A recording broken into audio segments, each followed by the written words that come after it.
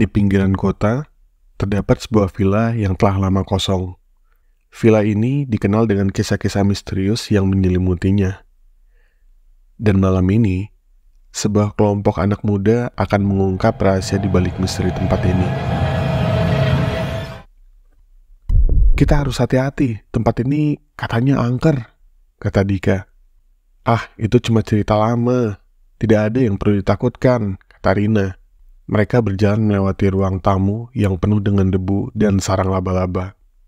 Mereka tidak menyadari bahwa setiap langkah mereka diikuti oleh mata yang tidak terlihat, dan setiap bisikan mereka didengar oleh telinga yang tidak kasat mata. Kelompok itu menemukan meja makan yang masih terlihat rapi, seolah-olah baru saja digunakan. "Mungkin hantu-hantunya masih suka makan malam nih di sini," kata Joni.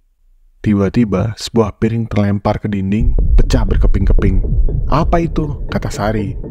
Semua orang dalam kelompok itu terdiam, mendengarkan suara langkah kaki terdengar dari lantai atas. Teror malam itu baru saja dimulai. Suara-suara aneh mulai mengisi udara, dan bayangan-bayangan mulai menari di dinding.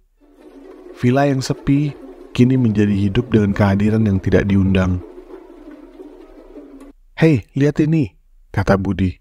Budi memainkan beberapa nada, dan tiba-tiba piano itu mulai memainkan melodi sendiri. Budi mundur ketakutan. Satu persatu, keanehan-keanehan di villa itu mulai terungkap.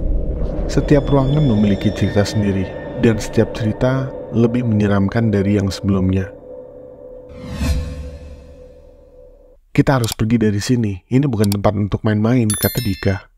Mereka semua lalu setuju untuk pergi, tetapi ketika mereka berbalik menuju pintu, mereka menemukan bahwa pintu telah tertutup dan tidak bisa dibuka lagi. Mereka terjebak dan villa itu tidak ingin melepaskan tamu-tamunya begitu saja. Teror malam itu belum selesai dan villa angker memiliki rencana lain untuk mereka.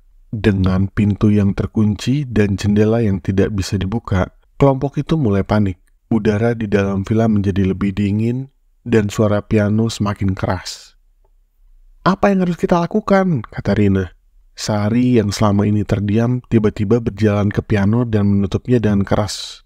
Musik berhenti. "Kita nggak sendirian di sini," kata Sari. Tiba-tiba ada bayangan hitam yang bergerak cepat di luar jendela. Semua orang menoleh ke arah sana, tapi tidak ada apa-apa ketika mereka melihat keluar.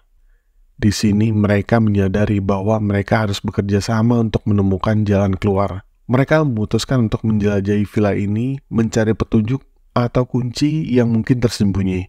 Lalu kelompok ini berpisah, dengan Dika dan Joni menuju ke lantai atas, sementara Rina, Sari, dan Budi menyisir lantai bawah. Dika dan Joni menemukan sebuah kamar tidur utama dengan lukisan besar di dinding. Lukisan itu bergoyang seolah-olah ada angin yang bertiup dari baliknya. "Apa ini?" kata Dika. Lalu ia mendekati lukisan itu dan menemukan sebuah pintu rahasia di belakangnya. Mereka memasuki ruang rahasia yang penuh dengan buku-buku tua dan artefak. Di tengah ruangan, ada sebuah altar dengan buku besar terbuka. "Mungkin ini adalah jawabannya," kata Joni. Mereka mulai membaca buku itu dan menemukan bahwa villa ini dulunya milik seseorang yang punya ilmu hitam dan sudah memantrai tempat ini sebelum dia meninggal. Sementara itu, Rina, Sari, dan Budi menemukan sebuah kotak musik tua yang ketika dibuka memainkan melodi yang sama dengan piano. "Guys, kita harus menghentikan musik ini," kata Sari. Lalu mereka memecahkan kotak musik itu dan tiba-tiba semua pintu dan jendela terbuka. Udara segar mengalir masuk dan villa itu terasa lebih hangat. Dengan menghancurkan kotak musik, mereka telah membatalkan sebagian dari kutukan. Namun, masih ada satu bagian lagi yang harus diselesaikan. Kelompok itu berkumpul kembali di ruang rahasia membawa buku sihir itu. Mereka menemukan mantra untuk membebaskan villa ini dari kutukan. "Dengan kekuatan yang ada padaku, aku membebaskan roh-roh yang terikat di tempat ini," kata Dika. Lalu sebuah cahaya terang muncul dari buku itu menyinari seluruh ruangan. Cahaya itu memenuhi setiap sudut villa, dan tiba-tiba semua menjadi tenang. Kelompok itu merasa lega, berpikir bahwa mereka telah berhasil. Lalu mereka berjalan keluar dari villa meninggalkan buku sihir itu di altar. Dan ketika villa itu sepi setelah mereka pergi, tiba-tiba buku sihir itu terbuka sendiri pada halaman lain. Yang mereka tidak sadari adalah bahwa dengan membaca mantra itu, Mereka tidak hanya membebaskan roh-roh baik, tetapi juga membangunkan sesuatu yang jauh lebih gelap dan lebih kuat. Ada bayangan hitam yang muncul dari buku itu, mirip dengan bentuk manusia. Bayangan itu lalu berjalan keluar dari villa, menghilang ke dalam kegelapan malam. Dan begitulah, teror malam di Villa Angker mungkin telah berakhir untuk kelompok remaja ini. Tetapi untuk dunia luar, sebuah babak baru yang menyeramkan baru saja dimulai.